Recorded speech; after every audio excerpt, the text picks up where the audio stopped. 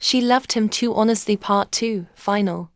She chose herself. Maya did not confront Daniel that night. She went home with questions echoing in her mind and tears she refused to let fall until she was alone. The voice she heard replayed over and over again, the softness in his tone, the familiarity in his laughter. It wasn't the kind of voice you use for nothing. It was the kind of voice you use when you care.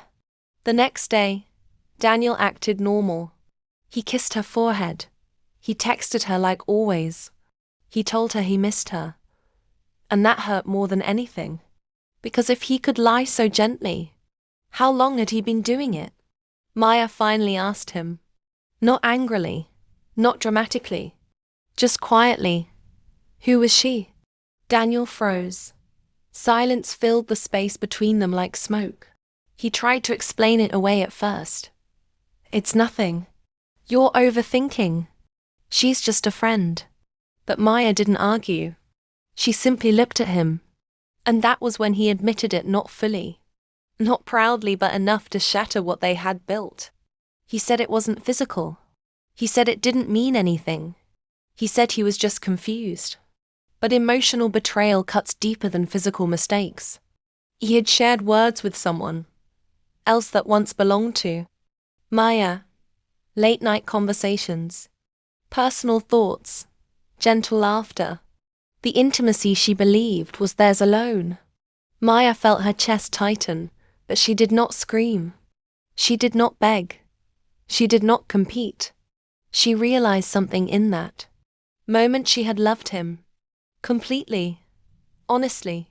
Without reservation. And he had loved her carefully. Conveniently. Halfway. Daniel cried. He apologized. He promised to end it. He promised to change. But promises sound different once trust is broken. Maya spent nights staring at the ceiling, questioning herself. Was she not enough? Did she love too deeply? Did she trust too easily? The pain was not loud, it was quiet and constant. She still loved him. That was the hardest part. But love without honesty is slow cruelty. One evening, she sat across from Daniel and held his hands one last time.